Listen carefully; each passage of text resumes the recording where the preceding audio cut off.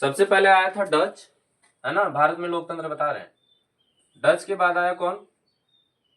फ्रांसीसी। कौन आया? फ्रांसीसी। फ्रांसीसी के बाद आया कौन? पुर्तगाल। पुर्तगाली यानी कि पुर्तगाल का आदमी। और ये उसके बाद लास्ट में आया दुष्ट रावण अंग्रेज। रावणे था ना रे, बोला कि पढ़ा लिखा है, किसी को भी मार देंगे। और भारत का आदमी इतना, मतलब समझ लीजिए अभी भी वही मतलब है। अभी तो बहुत ज्यादा एजुकेट हो गए, किसी को और नहीं कर सकते हैं। भारत के आदमी में विश्वास बहुत ज्यादा हो जाता है कि ये आदमी हमको कुछ नहीं करेगा। और विश्वास उसी को कीजिए जिसका बात पे भरोसा हो। वो अगर बोला 5 बजे आए तो 5 बजे आ गया, तब समझो कि आदमी ठीक है। नहीं तो बात से ज्यादा अगर वो भरोसा नहीं कर रहा है, समझ लीजिए आदमी खतरनाक है, कुछ भी नहीं सुनेगा आपका कहानी। ठीक है। और आपको ही खुद करना पड़ेगा, दूसरे के भरोसे कभी मत रहिए। अगर आप अपने पे भरोसा करेंगे तो वो ताकत बन जाएगी, और आप दूसरे पे भरोसा करेंगे तो वो कमजोरी बन जाएगा। नहीं समझ में आया? हाँ, तो खुद पे भरोसा कीजिए। और ये कॉन्फिडेंट तभी आएगा जब आप लोग अच्छे से पढ़ेंगे। यहाँ बताया जा रहा है कि भारत के शासन की प्रणाली व्यवस्था जो है, आपको ज्ञात ही है कि संविधान लागू होते ही भारत एक गणतंत्र राज्य था। गणतंत्र मतलब रिपब्लिक, है ना। भारत में प्रत्यक्ष अप्रत्यक्ष जो है, अप्रत्यक्ष लोकतंत्र था। यानी अप्रत्यक्ष मतलब, प्रत्यक्ष अप्रत्यक्ष समझ लीजिए क्या होता है। प्रत्यक्ष मतलब हमारे सामने जो भी कुछ होगा, अप्रत्यक्ष मतलब हमारे सामने नहीं होगा, डिसीजन लेके बाद में बताया जाएगा। इसको क्या बोलते हैं? अप्रत्यक्ष। तो अंग्रेज लोग आया, सबसे पहले यहाँ पे शासन कर दिया। समझ में आया? तो यहाँ पे पहले समझिए प्रत्यक्ष, और दूसरा क्या होता है? अप्रत्यक्ष। पहला प्रत्यक्ष, दूसरा अप्रत्यक्ष। प्रत्यक्ष को हम लोग बोलते हैं अंग्रेजी में डायरेक्ट, और अप्रत्यक्ष को बोलते हैं हम लोग इनडायरेक्ट। बता दें। अब डायरेक्ट मतलब होता है कि डिसीजन आपके सामने होगा। जैसे जब वोटिंग होता है और कितना लाया जाता है तो बताया जाता है विधानसभा में या फिर लोकसभा में या फिर राज्यसभा में, क्या कि डायरेक्ट आपके सामने दिखाया जाएगा। इनडायरेक्ट मतलब आपके पास पहले डिसीजन लिया जाएगा अच्छे अच्छे लोगों के साथ। अच्छे अच्छे लोग मतलब जो एक्सपीरियंस है देश के प्रति। उसके बाद फिर क्या किया जाएगा, उस चीज को डिसीजन लेकर के आप लोग को बताया जाएगा। इसको इनडायरेक्ट बोलेंगे। बात समझ में आ गई? तो इनडायरेक्ट हो गया। अब समझिए यहाँ पे क्या चीज है ये डायरेक्ट और इनडायरेक्ट। तो यहाँ पे समझिए आप क्या है। पहले का जो शासन था वो अप्रत्यक्ष तरीके से बनाया जाता था। क्या किया जाता था? अप्रत्यक्ष तरीके से। लेकिन किसी भी सफल लोकतंत्र और विशेषता के नागरिकों को प्रतिनिधित्व तो चुनना पड़ता था, या मताधिकार जो है मिलता था, तो उसको जो है उस क्षेत्र का समानता होना चाहिए। क्या होना चाहिए? समानता होना चाहिए। अब समानता में देख लीजिए आप, सबसे पहला बताया जा रहा है कि मताधिकार की समानता। मताधिकार की समानता। हम ये कहानी अंग्रेज वाला कैसे भागा हम बता देंगे। हर एक लीडर का अलग अलग रोल है, लगा दो।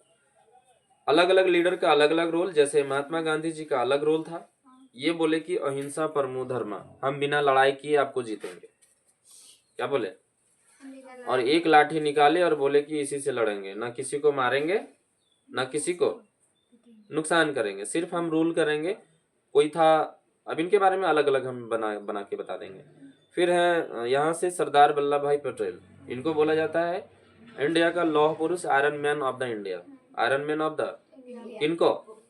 सरदार वल्लभ भाई पटेल। इनको भगाने के लिए, किन लोग को रे? अंग्रेज लोग को भगाने के लिए अलग अलग व्यवसाय यहाँ पे या अलग अलग चीजें यहाँ पे हो रहे थे। समझ में आ रहा है ना? तो इन लोग सबसे पहले यहाँ पे बहुत सारे जितने भी लीडर्स का नाम ले, सबका अलग अलग रोल है। और सबसे अलग रोल में हमको लगता है एक इनका, सरदार वल्लभ भाई पटेल। ये जब छोटे थे, हाँ, इनको बोला जाता है iron man of the India. क्या बोला जाता है? क्यों बोला जाता है पता है? नहीं, इनको इसलिए बोला जाता है क्योंकि जब ये छोटा थे, समझ लो बात, अभी तुम लोग बोलेगी नहीं सर हमसे नहीं होगा। जब ये छोटा थे तो इनको यहाँ फुंसी हो गया था। क्या हो गया था? अरे हर बच्चा को होता है, इनको भी हुआ था। और ये तब का कहानी है जब ये छोटे थे और अंग्रेज शासन कर रहा था। तो हुआ क्या कि डॉक्टर के पास इनके पिताजी ले गए। अब बोले कि देखिए फुंसी हो गया बचवा का, इसको ठीक कीजिए। तो डॉक्टर बोला कहा और डॉक्टर का नाम क्या होगा रे? डॉक्टर झटका। हाँ? सीधे बोला कि इसको फोड़ना पड़ेगा, है ना।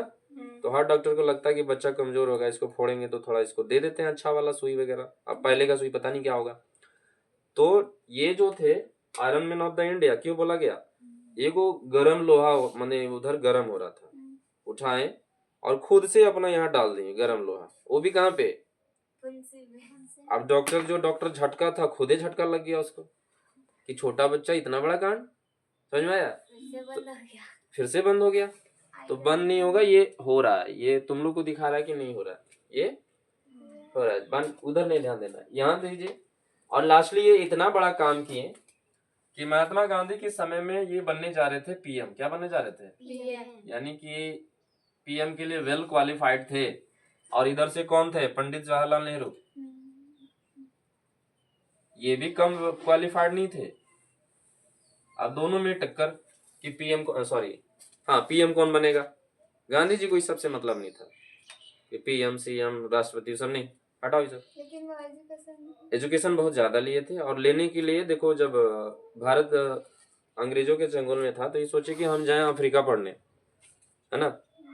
तो अंग्रेजों ने देखा ट्रेन में जा रहे हैं बैठ के, सब गोरा गोरा अंग्रेज और ये को काला आदमी। महात्मा गांधी जी काला नहीं, सांवले होते ना हम लोग।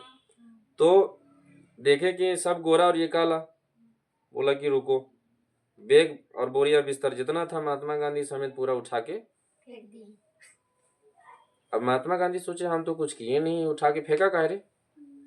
तो वहां से एक संकल्प लिए। देखो कौन सा कहानी कहाँ पे पलट जाए इसका कोई गारंटी नहीं है। यहाँ से ये संकल्प लिए और बोले कि देखो तुम हमको फेंका है ना, वो भी ट्रेन से फेंका, हम तो सीधा सीधी जा रहे थे अफ्रीका तरफ पढ़ने। सोचो इतना अमीरी था उनके पास कि अफ्रीका जा रहे थे पढ़ने। बोले भारत गुलाम है तो हम क्या करें, सब देख रहा है देखो। लेकिन इसको भी वहीं पे ले आया, नियति देखो कहाँ तक ले आया। भगवान चाह नहीं रहा था कि महात्मा गांधी अब बाहर निकले, आप बापू बनिए, यहाँ का राष्ट्रपिता बोला जाता है ना। तो सीधा उठाए बाहर फेंक दिए। उनको खराब लगा, रिस्पेक्ट सबको चाहिए ना। बोला कि तुम हमको ट्रेनमेन से बाहर भिगाया है, हम तुमको देश से खदेड़ के भगाएंगे, वो भी एक लाठी से। कितना? देखो संकल्प उस दिन लिए और पूरा कौन किया? वल्लभ भाई पटेल आ गए iron man of the India बनने। और पंडित जवाहरलाल नेहरू इनके कहने से बोले कि दोनों में ये चल रहा था कि पीएम कौन बनेगा। उस समय दोनों वेल एजुकेटेड, दोनों का दोनों महान पुरुष, बने कौन? तो यहाँ दिमाग इनका लगा, बनने जा रहे थे यही सर्वप्रथम, बन गए कौन? किनका दिमाग से? क्यों? क्योंकि बोले देखिए नेहरू जी थोड़ा अंग्रेजी वगैरह बढ़िया बोलते हैं, थोड़ा वेल एजुकेटेड है, और यहाँ पे गुलाब का फूल रखते हैं, टोपी पहनते हैं, तो हमको लगता है पर्सनालिटी उनका बहुत बढ़िया है ना। तो आप ऐसा कीजिए, आप इनको बनने दीजिए। नहीं तो वेल एजुकेट यानी कि बनने के लिए मेन कौन जा रहे थे? सरदार वल्लभ भाई पटेल। तो ये बन गए सर्वप्रथम भारत के प्रथम प्रधानमंत्री, है ना। और ये बन गए वहां से इनके कहने से, महात्मा गांधी के कहने से कि आप छोड़ दीजिए, आप मतलब यहाँ पे रहिए। जब लास्ट में ये काम किए तो इनका भी बहुत अलग अलग काम है। ये अखंड भारत का निर्माण किए। अखंड मतलब भारत खंडित हो जाता। जैसे अभी हम भारत और अमेरिका जाने के लिए वीजा पासपोर्ट चाहिए ना, वैसे झारखंड और उत्तर प्रदेश जाने के लिए वीजा पासपोर्ट चाहिए। देखो कितना खराब होता, खराब होता कि नहीं? अब होता। तो यहाँ पे ये अखंड भारत का निर्माण किए। बाद में इसका कहानी भी बता देंगे, हर एक लीडर का हम सोच रहे कहानी बता देंगे, ठीक है, ताकि आप लोग को पूरा पूरा समझ में आए। तो इन्हीं को तब से बोला गया iron man of the India, और ये बन गए भारत के प्रथम प्रधानमंत्री। और दूसरा जो है, इनको लास्ट में बोला जाता है कि स्टेच्यू ऑफ यूनिटी। अमेरिका वाला बड़ी ये हो रहा था, क्या हो रहा था, नितरा रहा था बार बार कि सबसे ज्यादा हमें हमारा मूर्ति कौन सा, स्टेच्यू ऑफ लिबर्टी, मसाल लेके इसे खड़ा है। अगर इनका बना तो स्टेच्यू ऑफ यूनिटी, अमेरिका वाला बोला कि अब भारत सबसे बड़ा। अब तो भारत में लोगों का कमी नहीं है, भारत में लोगों का, इसको नोट करना है तो कर लीजिए।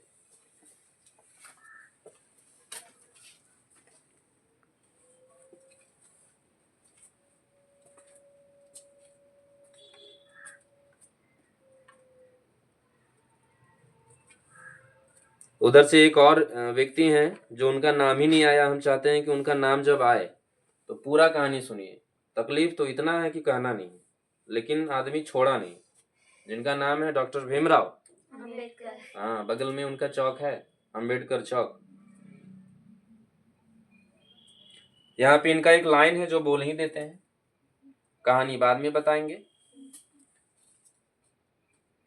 आप लोग क्या कीजिएगा कि भारतीय लोकतंत्र की समानता लिखिएगा। ये आपका CW रहेगा। क्या रहेगा? CW मतलब क्लास वर्क भी होता है। क्या होता है? क्लास वर्क ही तो होता है। लेकिन मेरा कुछ और होता है ना। बहुत कुछ होता है, लेकिन होता वही जो मीनिंग निकालते हैं।